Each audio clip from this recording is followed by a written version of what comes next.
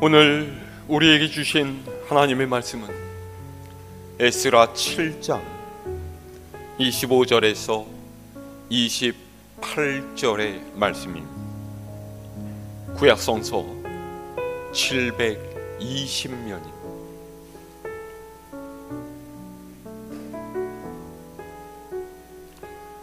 봉독하겠습니다.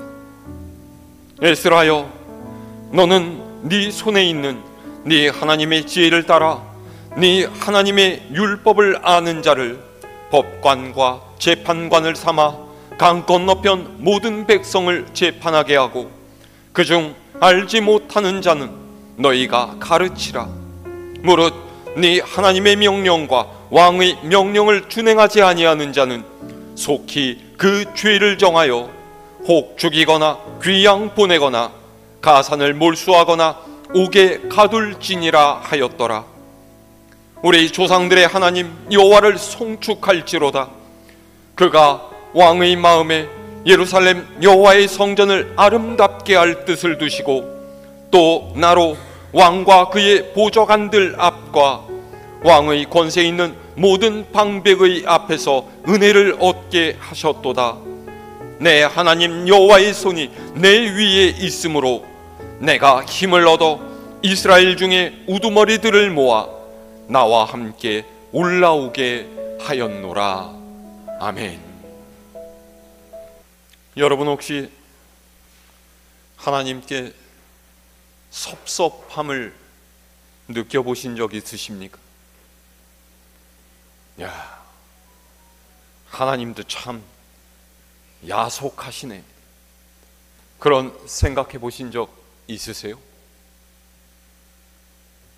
아마도 여러분 신앙생활 하면서 그런 적이 한두 번씩은 다 있어 보셨을 것 같습니다. 언제 이런 생각이 들죠? 내가 간절하게 바라고 원했던 일이 이루어지지 않았을 때, 그것을 위해서 하나님께 열심히 부르짖어 기도했고요, 헌신하고 봉사했는데도 하나님께서 내 소원을 들어주시지 않으면 우리는 그런 생각을 하게 마련이죠. 또는 내 인생에 갑자기 어려운 일이 생겼을 때도 그렇습니다. 경제적인 문제가 생겨서 생계가 힘들어지거나 혹은 가족 중에 누군가가 큰 병에 걸리거나 내 힘으로 해결할 수 없는 고난이 우리 가정에 닥쳐왔을 때 우리 그런 생각을 하게 되지 않습니까? 예수 믿지 않는 사람들도 아무런 문제 없이 잘만 사는데 왜 하필 나에게 이런 일이 일어나는가? 내가 뭘 잘못했다고 하나님께서 이런 어려움을 주시는, 그런 원망이 피어오르게 되는 거죠. 그런데 하나님과 이런 갈등이 생기는 것은 우리가 하나님의 뜻과 계획을 알지 못하기 때문이에요. 저도 예전에 그런 적이 있었습니다. 제가 6년 전에요, 우리 갈보리 교회에서 첫 설교를 할 때 제 이야기를 잠깐 드렸었는데요, 제가 대학원을 마칠 무렵에 한인교회 목회를 하게 된 부모님을 따라서 독일로 가게 되었습니다. 그러면서 내가 참 좋은 기회를 얻었으니까 거기에서 공부도 하고 그래서 학위도 받아야 되겠다.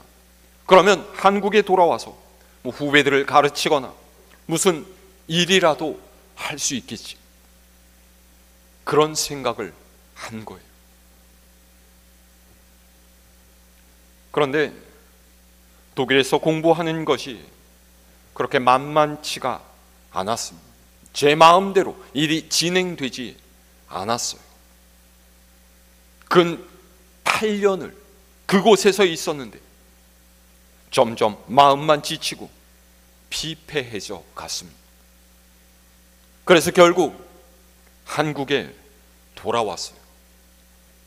아무것도 이루어낸 것이 없었죠.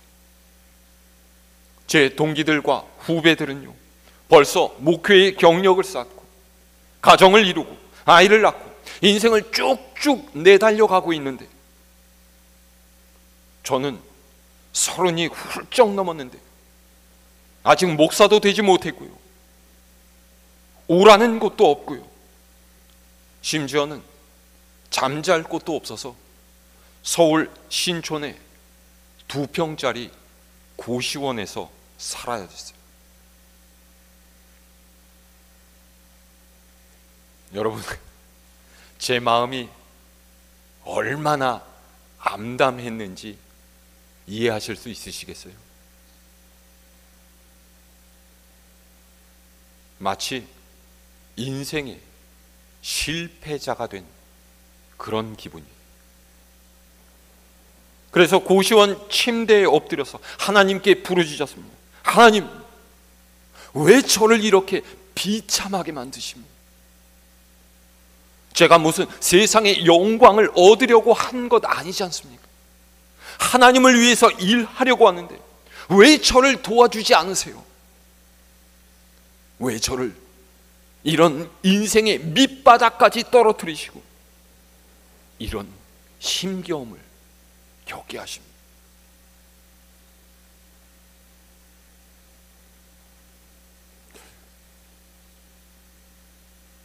그때는 알지를 못했지만 하나님께서는 제 길을 하나씩 열어주시다.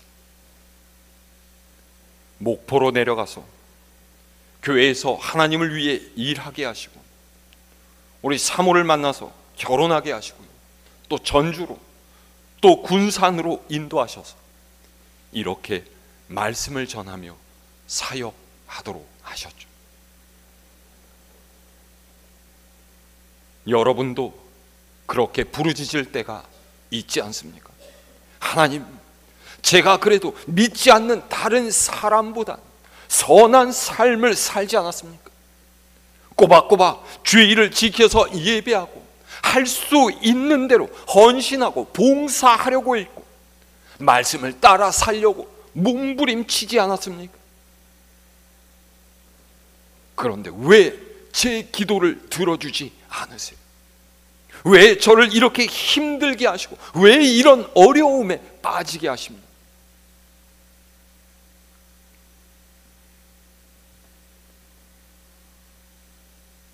그런데 여러분, 우리가 알아야 할 것은요, 하나님의 뜻과 하나님의 때가 우리가 바라고 원하는 대로 정해지는 것은 아니라는 거예요. 하나님의 뜻과 하나님의 계획이 우리의 기대와 늘 같을 수는 없습니다. 성숙한 신앙은 내 바램과 기대가 이루어지지 않는 곳에서도 하나님의 인도하심을 믿으면서 한결같은 예배자로 사는 거예요. 하나님께서 나를 위해 일하실 것을 바라보며 내 삶의 소망이 하나님께 있다라고 고백하는 것이죠.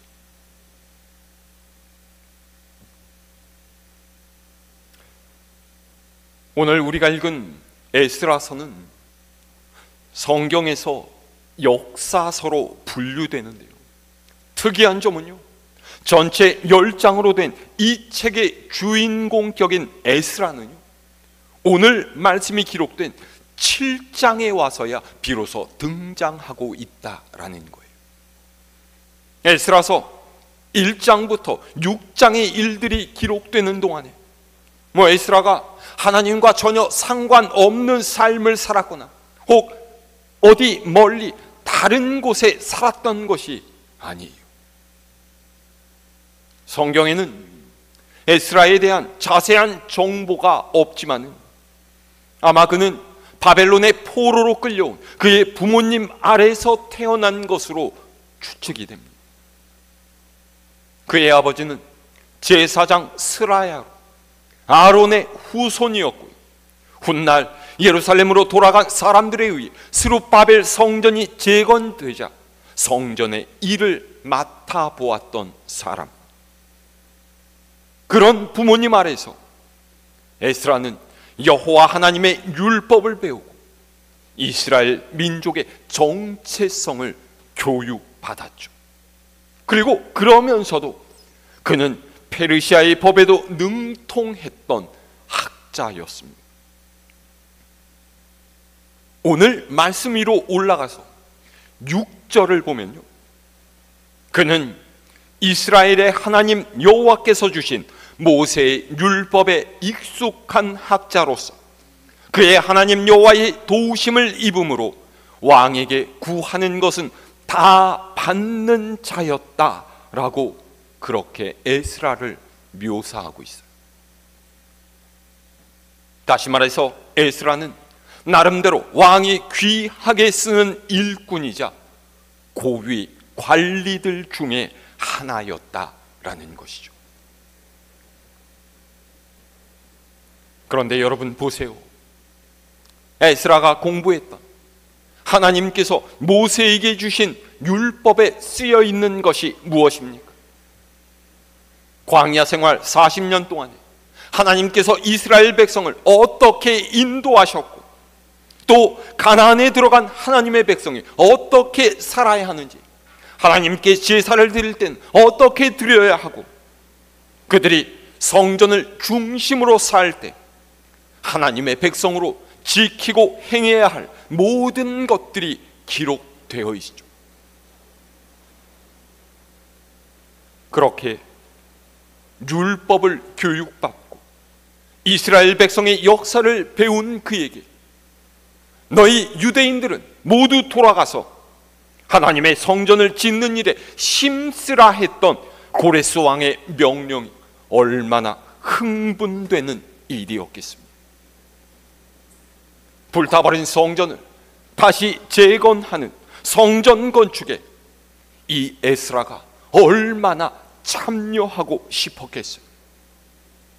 본 적도 없이 말로만 들어왔던 그 성전에서 하나님을 예배하고 절기를 지키는 일에 얼마나 그가 함께하고 싶었겠습니까? 그런데 그는 유대인들이 해방되어서 유다 예루살렘으로 돌아갈 때에도 사마리아인의 방해로 예루살렘 성전 공사가 중단되었을 때에도 여전히 페르시아에 머물러 있었어요. 그 후에 극적으로 다시 성전 재건이 시작되고 마침내 성전이 완공되어서 하나님께 감사 제사를 드릴 때도 그는 페르시아에 있었죠. 오늘 말씀인 에스라 7장이 시작되기 전까지 그의 이름은 에스라서에 단 한 번도 등장하지 않습니다.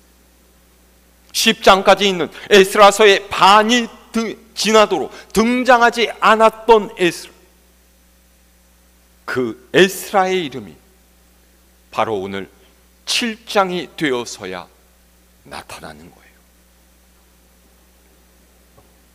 왜요?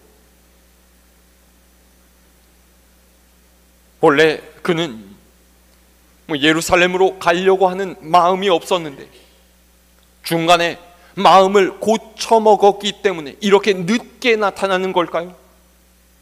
사실은 가고 싶지 않았지만 왕의 명령을 따라 어쩔 수 없이 가야만 했기 때문일까요? 그렇지는 않았을 거예요. 왜냐하면 6절 하반절에 뭐라고 되어 있죠? 에스라는 여호와 하나님의 도우심을 입어서 왕에게 구하는 것을 다 받는 자였다라는 거예요. 그러니까 마음만 먹으면 충분히 예루살렘으로 돌아갈 수 있을 만한 자리에 있는 사람이었다라는 것이죠. 그럼에도 불구하고 그가 첫 번째 포로 귀 환자들과 함께 예루살렘으로 가지 못했던 것은요, 그조차도 어떻게 할 수 없는 문제가 있었을 것이다, 이렇게 추측되고 있는 것이죠. 성경에는 이 이유가 명확하게 기록되어 있지 않지만은 아마도 에스라가 예루살렘으로 가는 것을 당시 그를 아꼈던 아닥사스다 왕이 허락해 주지 않았을 가능성이 굉장히 큽니다. 그러면 여러분 생각해 보세요. 에스라의 답답함이 얼마나 컸겠습니까?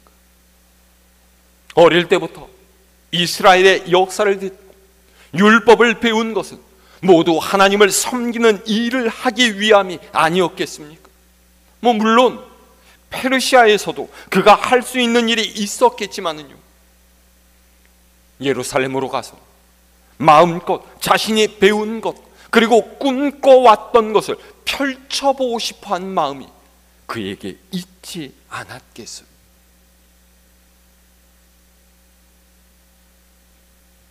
그런데 여러분, 아까도 말씀드렸다시피 우리가 원한다라고 해서 그것이 하나님의 뜻과 딱 들어맞는 것은 아닙니다.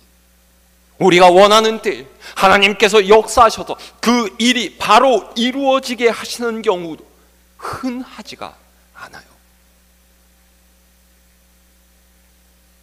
그럴 때 우리는 실망합니다. 낙심해요. 그리고 하나님의 존재를 의심하죠. 과연 하나님께서 내 기도를 들으시는, 하나님께서 믿는 이들을 보살피시는가? 왜 하나님께서 응답하지 않으시는가?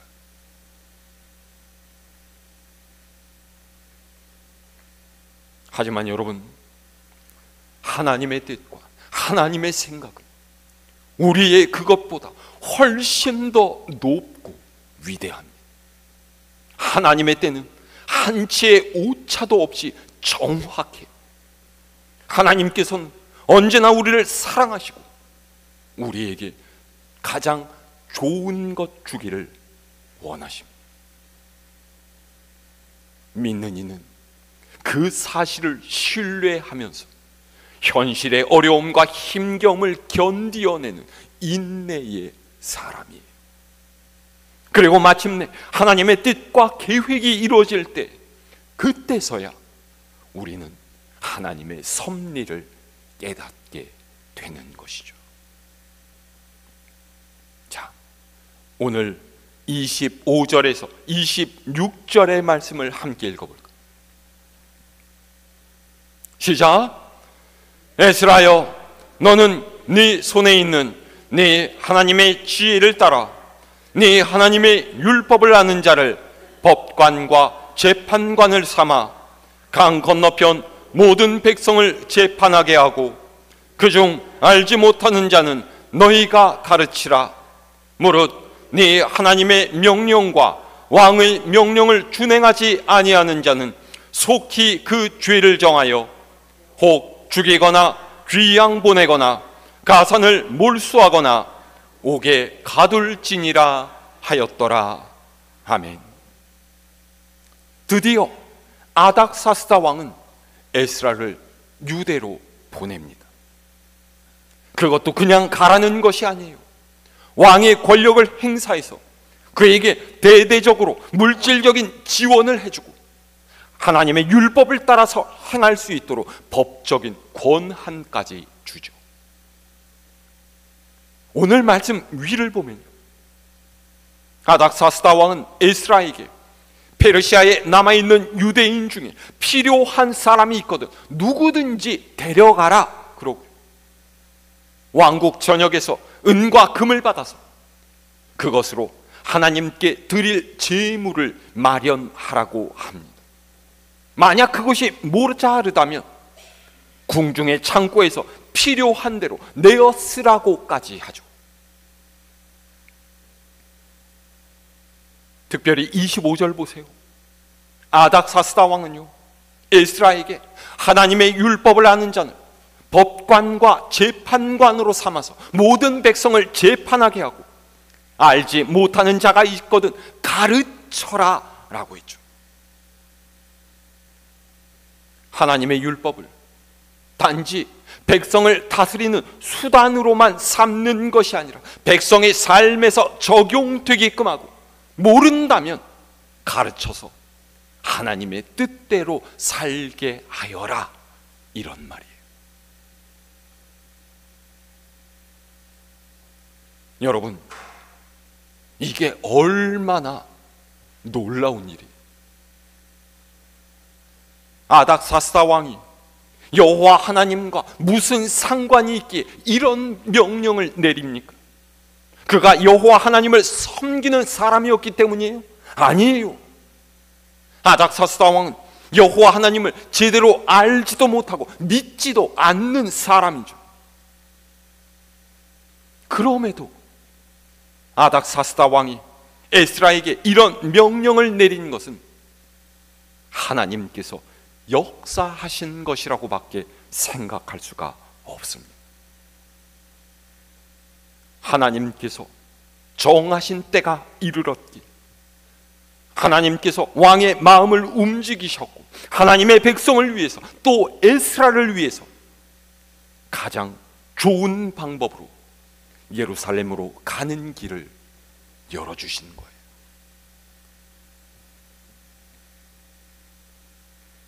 왕의 명령을 받은 에스라는 그제서야 깨닫습니다. 그가 아론의 후손으로 태어난 것, 그리고 유대가 아닌 페르시아에서 모세의 율법을 공부한 학자가 된 것은 모두가 이때를 위함이었어요. 포로로 잡혀왔던 유대인들이 돌아가고 성전 재건 공사가 시작되고 또 중단되었다가 다시 완공되어서 하나님께 제사를 드릴 때도 마치 그 모든 것과 아무런 상관없는 듯이 페르시아에서 살아야 했던 것도 다 이때를 위함이었죠. 하나님께서 그의 삶에 엉켜있던 실타래를 또르륵 부시는 순간에 그가 살아왔던 지난날의 모든 답답함과 안타까움도 다 풀어졌고, 앞으로 그가 어떻게 하나님을 위해서 살아야 할지 에스라는 비로소 알게 된 거예요. 이어지는 27절에서 28절 말씀은 그를 불러서 하나님의 일을 하도록 결심하게 하시고 아닥사스다 왕의 도움을 통해 역사를 이루신 하나님을 경배하는 에스라의 찬송이에요. 자, 우리 함께 읽어볼까요? 27절에서 28절 말씀 시작. 우리 조상들의 하나님 여호와를 송축할지로다. 그가 왕의 마음에 예루살렘 여호와의 성전을 아름답게 할 뜻을 두시고 또 나로 왕과 그의 보좌관들 앞과 왕의 권세 있는 모든 방백의 앞에서 은혜를 얻게 하셨도다. 내 하나님 여호와의 손이 내 위에 있으므로 내가 힘을 얻어 이스라엘 중에 우두머리들을 모아 나와 함께 올라오게 하였노라. 아멘. 에스라는 이 모든 것이 우연히 되어진 일이 아니라는 것을 고백합니다. 하나님께서 왕의 마음에 성전을 아름답게 할 뜻을 두셨고 자신이 왕과 모든 권세자들에게 은혜를 얻게 하셔서 예루살렘으로 가도록 하셨다라는 거예요. 그것을 에스라는 내 하나님 여호와의 손이 내 위에 있다라고 표현했죠.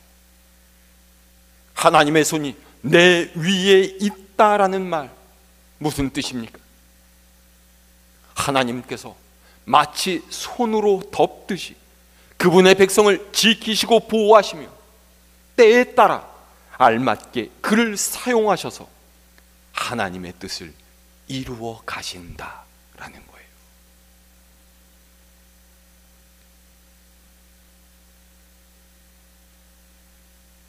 전능하신 여호와 하나님의 손이 있는 곳에 하나님의 역사가 펼쳐집니다. 10장이 전부인 에스라서에 6장까지 에스라가 나오지 않았다고 해서 에스라가 존재하지 않은 것은 아니었어요. 하나님께서는 그분의 영광을 위해서, 또 하나님의 백성을 위해서 에스라를 준비시키셨고 왕의 마음을 돌리셨고, 그 모든 것이 합력하여서 가장 좋은 때, 가장 좋은 방법으로 하나님의 선한 일을 이루게 하셨죠.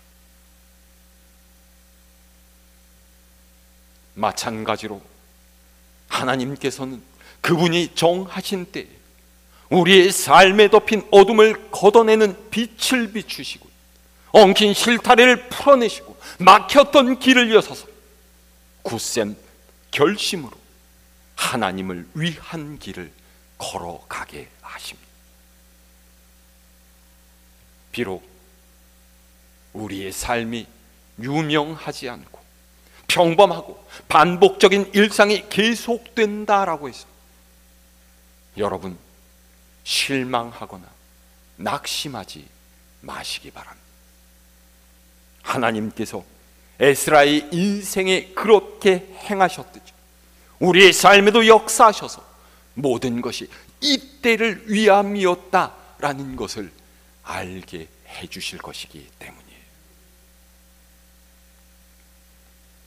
그 하나님을 믿을 때 우리가 마주한 이 현실이 비록 어렵고 힘들더라도 소망을 잃지 않고 묵묵히 삶의 무게를 견뎌낼 수가 있습니다.